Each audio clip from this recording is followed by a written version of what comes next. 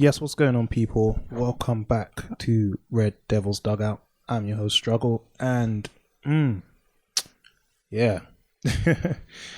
So there was no episode last week. Just had a couple of things I wanted to sort out. The channel doesn't have many subscribers. I'm just trying to get into a place where I can produce high quality content, just really, really easily. It's a one man band.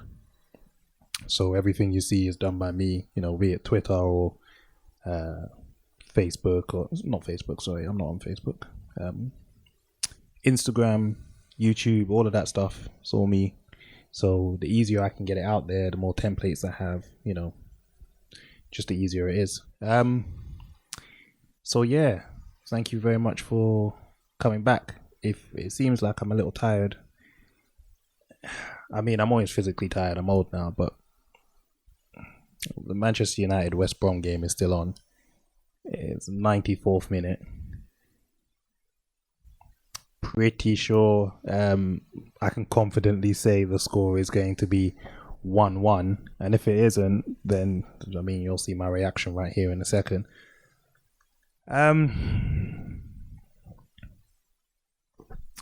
Cool. So let's go over a few bits since I've missed a couple of bits from not making a video last week. So obviously the results are as follows. We had that 9-0 smacking of Southampton, which was fantastic. There's not really that much to say about it. 2 red cards. It was a great victory, but it's old news now. It's kind of done with. 3-3 against Everton. Horrendous mistakes, defensive mistakes from us, just positioning everywhere, just not good enough at all. The 1-0, hold on a second. It's just Maguire missing a header. The 1-0 against West Ham. Oh my gosh, I refuse to talk about that game. I have never seen a more boring game in my life. I couldn't wait for that to be over. Like, so badly. Just was the worst game I've seen in ages. It was just so boring. Absolute snooze fest. And now, I can confirm, the latest in a bunch of bad results.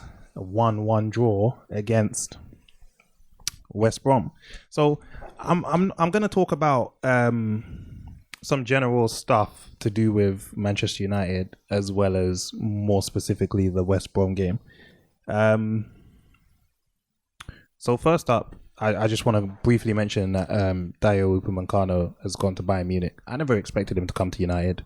It's kind of clear that we need a centre back, but I knew he wasn't going to be it. Like I said, I was going to say, like I've said, but I realize I'm re-recording this. When Bayern want a player, they get a player, especially if he's in the German league. That's just the way it kind of has been. So, to find out that he's ended up at Bayern, what can I say? But yeah, I guess there's no real kind of skirting around that issue anymore. Let's talk about Manchester United. Let's talk about the performances.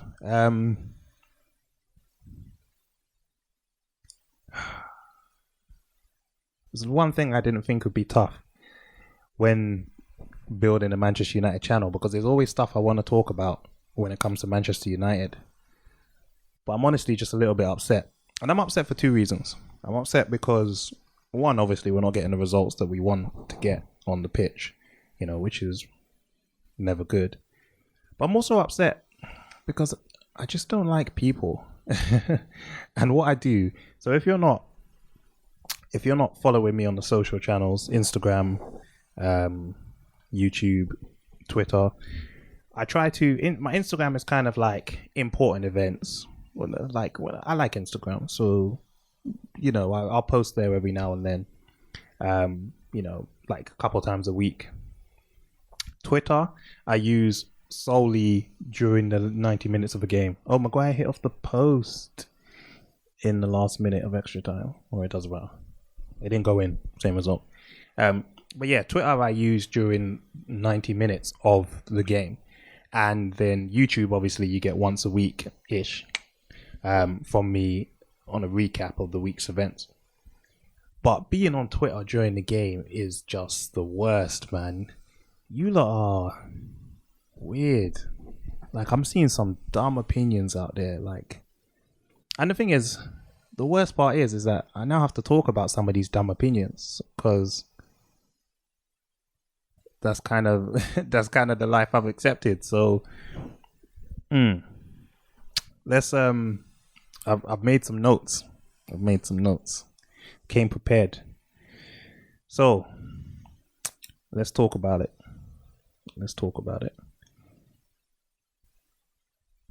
We've not been performing well. So let's just break down this game. So, we conceded a goal early on.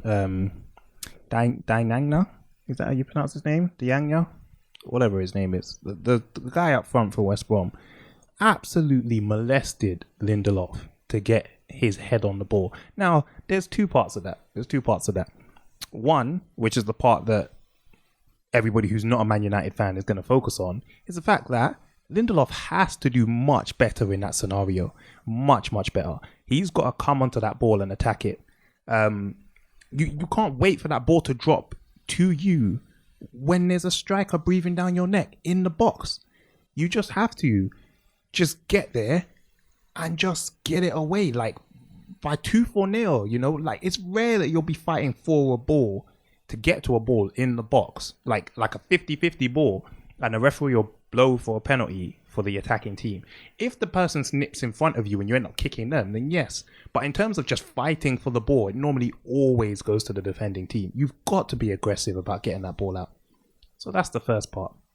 The second part is that he's been absolutely molested. Like the hand, there's a picture of it. I don't know if you must have seen it. It's all over Twitter at the moment.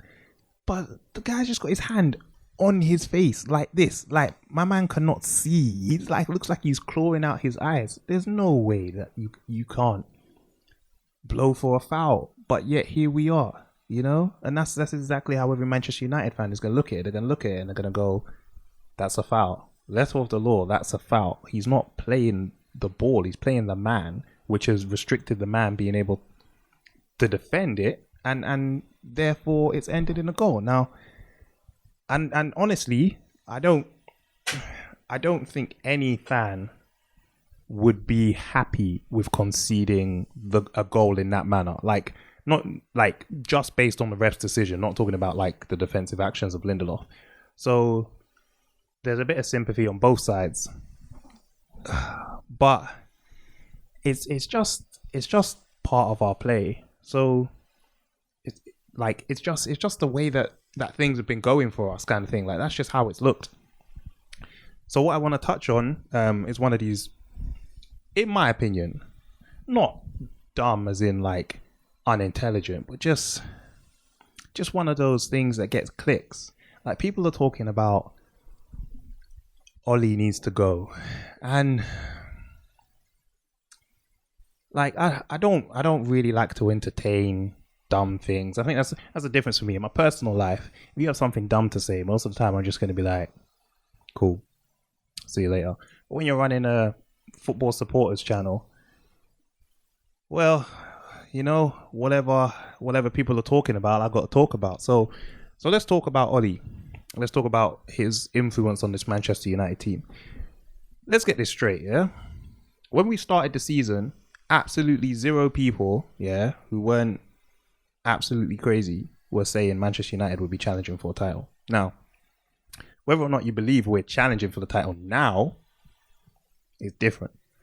The best we could have been hoping for, realistically, like not just asking Man United fans, asking people who weren't Man United fans as well, would have been a top 4 finish. Now look, I understand the situation has changed because Liverpool haven't been performing well. City weren't doing well at the beginning of the season. So people look at this and people go, oh, Manchester United had an opportunity there. And you're not wrong. You're not wrong whatsoever. I'm not going to argue about that.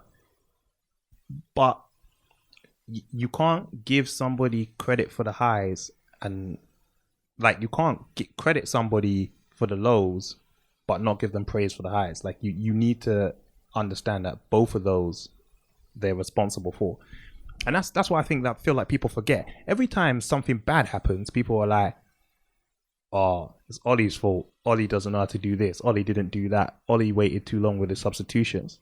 And again, I don't have any disagreement. Some of those are valid criticisms. I've said some of those things myself.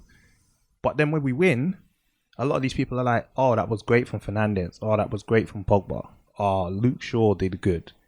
But never much credit for the boss. And I just think it's a little bit odd, because here's the thing, yeah. Here's what a lot of people aren't understanding. When you look at our season, yeah, when you look at Manchester United and you look at the results that we've received, every single player on the pitch has been culpable for mistakes or issues that have led to us not winning games in the past, and probably even just in this past season. Like you look at De Gea, yeah, that Everton game, terrible goalkeeping, yeah, and multiple other issues since. Aaron Wan-Bissaka, positioning has been poor sometimes this season, absolutely poor. Lindelof, like I said, just got bullied, yeah, absolutely bullied. Maguire, it's been bad, he's not been like massively, he's kicked the ball in his own net kind of thing, but he's been clumsy, and he's not led by example. He's not managed to marshal this defense and be like, yes, this is a good leader for our team. Luke Shaw, he's playing out of his skin now, doing really well, but that wasn't the case before. Early on in this season, I couldn't wait to get rid of him. I'm Luke Shaw's biggest critic. As far as I'm concerned, I was like, his time in the club's over now, I'll be honest. This for me was his very, very, very last season, only because he was already here when we started it. For him to be able to prove himself, because I wanted him out of the club. Now I'm looking at him and I'm like, fair play. I'll hold my hands up and say I did not, in any shape or form, think he had that kind of performance in him.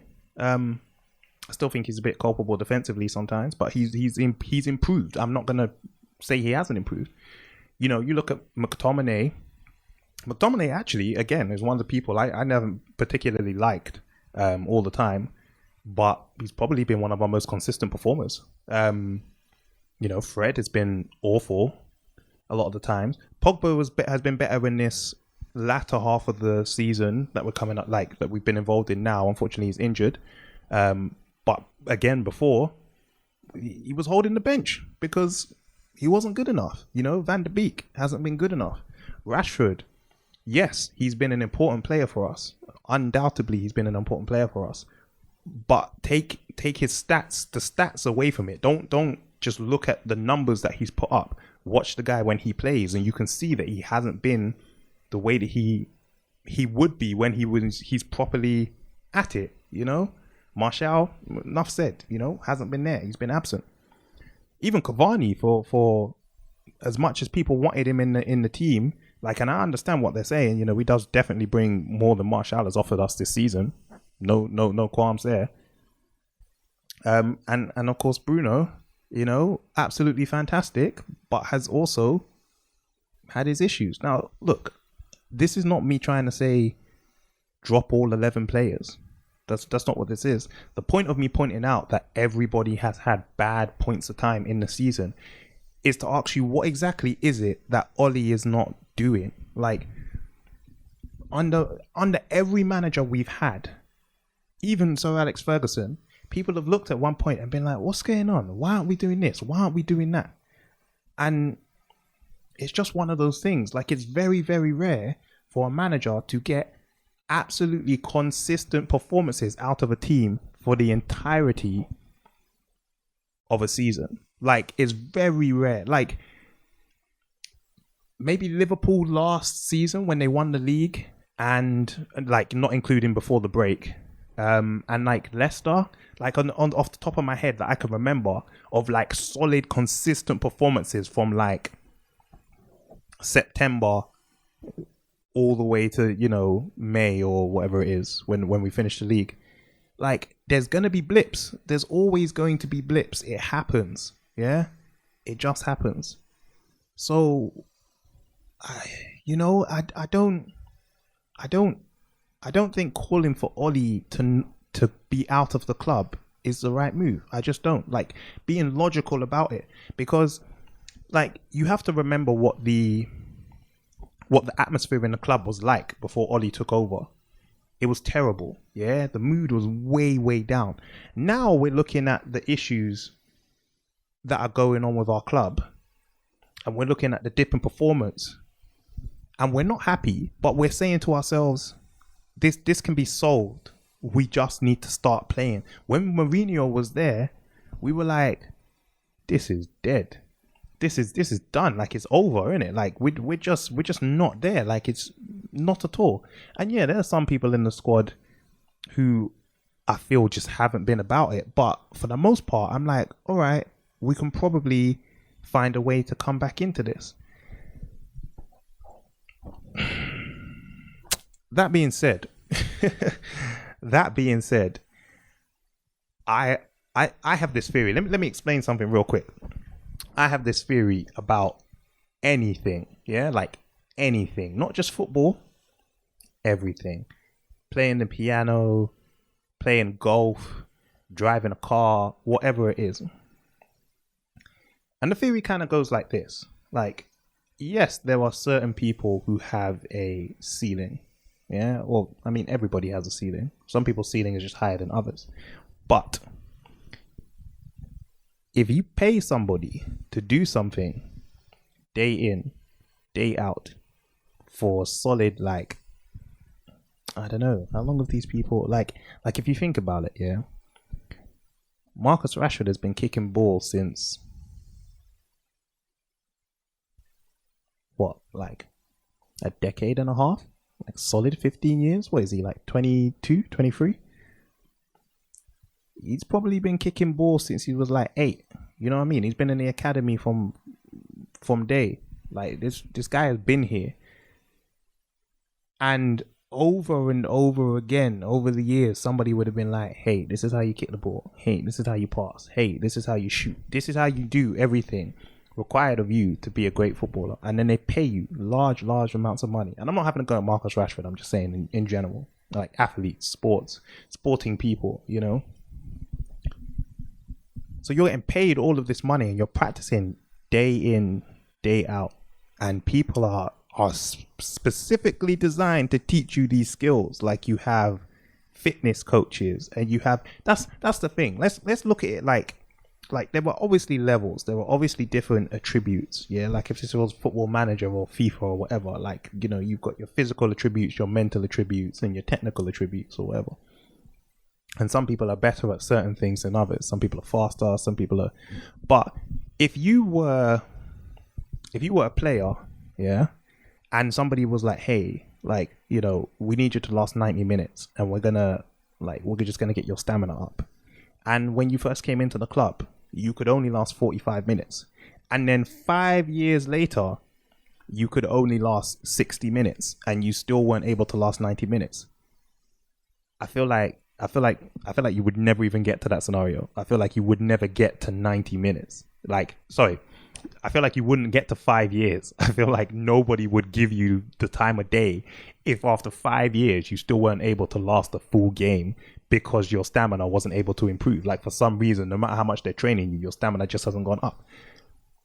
So using that as an analogy, I don't understand how some of our players aren't good at the things they do. Like I'm seeing issues with so many things. What used to really grind my gears was corners, because so often we used to have before. Who's taking corners now? Luke Shaw and Tellers if he's on, and now Bruno Fernandes. But for like go back, not last season, before Bruno Fernandes came, yeah, and look at the corners.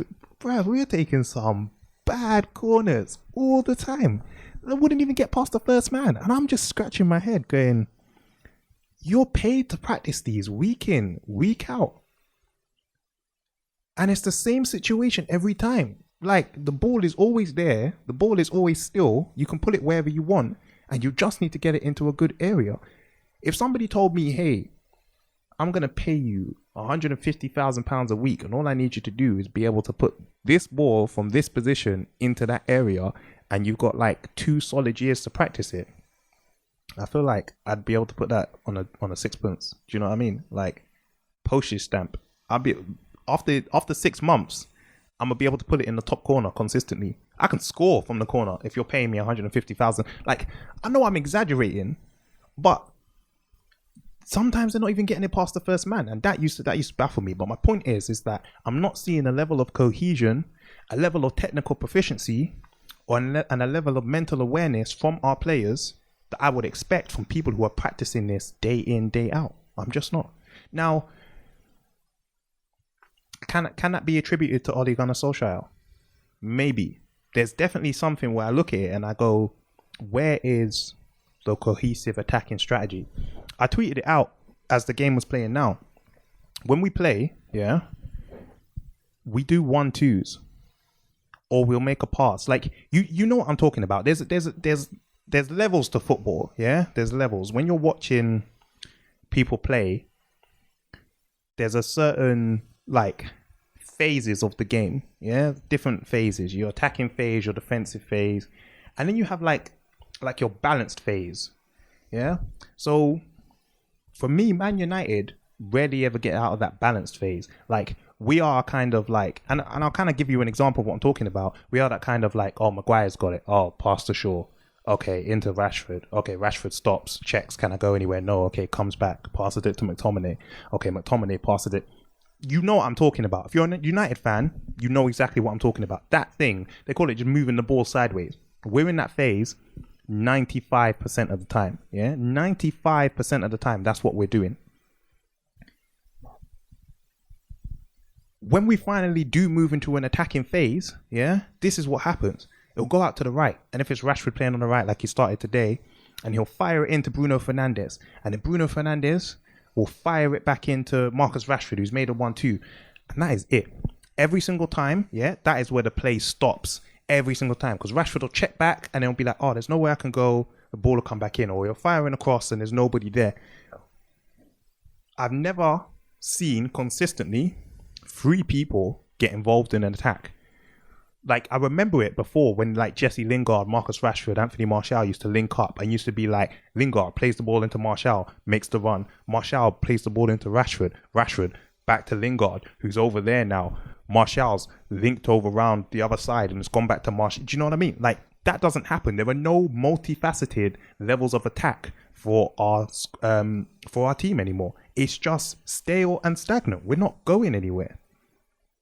Now, yes, the manager is responsible for the coaching strategy, for the tactics and the formation. But the reason I can't get angry at Oli is because I saw exactly the same rubbish under Mourinho after a certain point. Same thing under Van Gaal. So now I'm seeing it under Oli. I'm just like, and B, it can't be that Ollie's going, yeah, this is okay. This is good. Let's go with that. I know what he comes out in the press and says, but unlike Mourinho, not everyone's going to come out in the press and be like, yeah, we were crap. I don't know why he's doing that. I'm not telling him to do that, but he keeps doing that. But I reckon that must be the reality of the situation, because you can't sit there like, if me and the whole of Twitter and all the rest of the armchair pundits can look at the watch the game and be like, oh, United don't know how to play against a low block. Oh, United are culpable against set pieces and whatnot. I very, very, very highly doubt that Oli and his crack team of coaches are sitting there going, nah, we're cool from corners. It's perfect. Low blocks aren't a problem. We know how to they must know. They have to know. I absolutely refuse to believe. Like, Occam's razor, the most simplest answer is often the correct one. Yeah? It doesn't make any sense that with all our data analysis and, and all of our coaches and the amount of people that are watching the game and the amount of stats that you can get, like, I could go online and sign up for Opta or any one of these stats websites and get all of these stats about, like, who's most effective and where they're effective and what their heat map was and all of that. So United probably have access to data that I could only dream of. So with all of this data available to them, And this guy who's played football for ages as a coach and whatnot, I can't look at it and be like, yeah, you know what? It's Ollie. He's just sending them out there to fail. He just doesn't know how to coach a team. It has to be on the players. At the end of the day, 11 players step out onto that pitch and are responsible for the result that we achieve. And I'm not seeing the right levels of performance from them. It's just bad. Even to sorry, I really shouldn't do that. I'm sorry, I'm kicking the camera. I'm like, hold on a second. That's not going to make the footage better. That doesn't seem like a sensible idea. I'm just not seeing it. I'm not seeing it.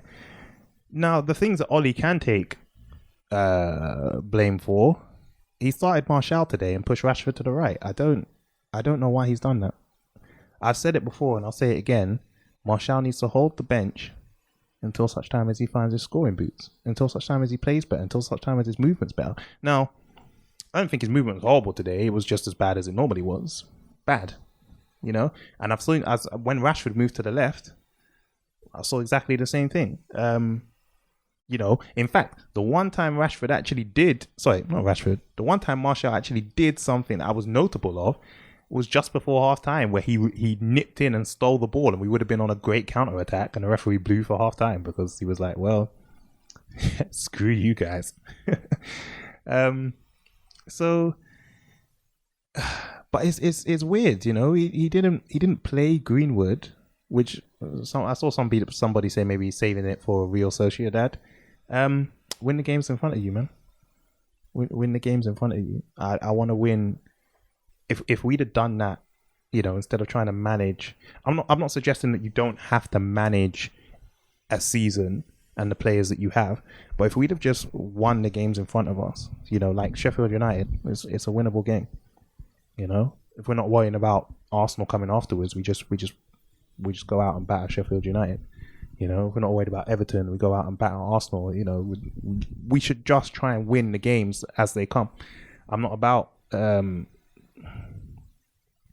I just don't think we're at that level yet where we can be like, oh yeah, I'm gonna save you for, you know, like, yeah, sure, we can have Telles come in for sure, and I think, you know, it's a good you know, alternative, you know, or we can have Bailly come in for Lindelof or whatever. Like, I do think we have the players, but I also just think just go out there and smack them, you know, just literally like just pull a Liverpool, play every single game with the team strongest to you. Just do it. Virgil van Dijk, you know, Trent Alexander-Arnold, Robertson, Salah, Mane, like, you know what I mean? Just put out your good players, done. You know what I mean? Maybe you drop one, maybe one day you go, oh, okay, well, Cavani sit on the bench and Martial can come in or whatever. But I don't think when you're potentially supposed to be second in the league, that's the time when you're supposed to be doing that. And I think we're second in the league still. Although when City do win their game, they will be quite a few points ahead of us. So we've gone second on goal difference. City have a game in... Oh, they've only got one game in hand. Oh, okay. City have a game in hand, which will take them 10 points ahead. So goodbye to the league, basically. It was a fun chase while it lasted, I guess. A brief... Was it week in January? It's mad. It's actually mad. Yeah. So, you know, I'm kind of gonna call it there because there isn't really that much more that I have to say about us. We need to find form. Lindelof is not a good enough defender. I've seen lots of people rate Lindelof and been like, oh, he's such a great defender. He's always been just vanilla for me, just very, very vanilla. He does nothing amazing to stand out. He's just a decent guy, you know. Like, I'm not gonna crap on him. He's a decent defender, but this is Man United. I'm not looking for decent. I'm looking for amazing, you know. I'm looking for people who stand out. That to me is why I've always rated Bailly. Because I can look at Bailly and I go, this guy is quick. He's explosive. Does he have a mistake in him? Yes, he is fallible. But most of the time, he's just dominant. He's just like, yeah, he just goes in and gets it. He would have smashed that ball into Rosie. There was one point in the game where Maguire got bodied by the same striker who scored, and I was just, all he had to do was just put it into Rosie. There was no need for it. Just smash it. And I know that Bailly would have had that same mentality. Well, actually, I don't know. I'll be honest. I could 100% see Bailly not getting bodied, but at least like trying to do a step over or something. But normally, do you know what? Normally it works for him. He actually, if you look at his stats and you look at his mistakes leading to goals, there's not actually that many. You know, he's not actually that bad. And I've seen people make comparisons from Martial getting sent off against Tottenham, where, you know, he's just put that little, I can't remember what it was, like slap to the neck or whatever, or to the throat, and then the Lamella went down. But in comparison to what Lindelof had to go through, and it again, it's kind of jokes, you know. But look, we've got to do better. Silverware is, well, it might be beyond us this season. We're still in the FA Cup. You know, we're still in the Premier League, albeit probably 10 points adrift of the top. And we're obviously going into the Europa League. Now, the form that we're in now, I don't know. I don't know what to... I don't know what to suggest. I don't know what we're going to see. I think Real Sociedad might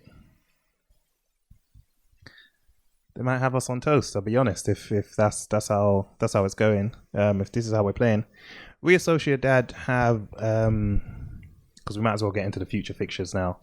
So yeah, Real Sociedad, they are 2 draws, 2 wins, and 1 loss in the last 5 appearances. Just coming off the back of 2 wins against, is that Eibar, Cadiz, and Getafe. So yeah, you know, with that's the next game is in 4 days. Thursday, of course it is. Europa League. It's mad to me that we were in the Champions League earlier this season. It seems so long ago. It seems absolutely like an age away. Yeah, it's gonna be. I think the team is gonna be simple, and I'm going to tell you the team because I finally fixed my graphic. I say fixed my graphic. I made my graphic. So somewhere over there, you should be able to see my predicted lineup for the Europa League. So I'm gonna go with Henderson in goal. De Gea hasn't been perfect, far from it, and I think Ollie really just wants an excuse to put Henderson in goal full time. Honestly, if Henderson hadn't done that massive mistake ages ago, I think he'd be number 1 by now. You know the one I'm talking about. I can't remember what game it was, but him and Maguire just had a bit of a nightmare. If he hadn't have done that, I reckon he'd be first team now, and De Gea might be playing this game. But I'm gonna go Henderson, Wan-Bissaka at right back because we have no other right back. If Bailly's fit, I think he comes in for this game, especially after the madness that Lindelof has just done. Maguire will probably play because he's captain. He plays every game. And Telles will probably come in. I'm not 100% sure about that. I'm going to put Telles, but I reckon he might stick with Shaw just because, again, after the poor start after the poor week that we've had, he might just say the same way that I'm kind of said to you already, just finish the game, just win the games in front of you, you know, just win the game in front of you. And the fixture in between is Newcastle. Now I know we've lost to Newcastle a couple of occasions, but we should win that game as well anyway. So yeah, I'm gonna go with Telles because Telles hasn't played much, and I think if Telles doesn't play in the Europa League, where's he gonna play? Like he's gonna play Shaw in the league every single time. If he's playing Shaw in the Europa League as well, then Telles just isn't getting a game.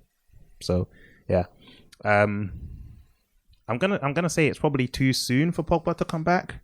I'd expect Van der Beek to start, and probably McTominay. Fred has been bad. He's been pretty damn bad. It's just everything has gone wrong for Fred. He's not even tackling in the same way that he was like last season. He's just not even winning the ball back. It's anyway, yeah, it's bad. And then I'd expect up front just the usual. You know, Cavani spearheading it, Greenwood off the right, Rashford off the left, and Fernandez through the middle. Just a normal team with a couple of changes. You know, just one or two there. I wouldn't expect anything too amazing because like Real Sociedad are going to be a difficult team to beat, and we have to do it. We have to do it. You know, we can't keep opening the door for people. This game is away from home. It's in a neutral venue, isn't it? It's in Turin because something about not being able to play in Spain. I can't remember why. So yeah, and then we go. You know, we play the return fixture the week afterwards at Old Trafford. You know, and our next results are we've got Sociedad away, Newcastle at home, Sociedad at home, Chelsea away, and then City away. So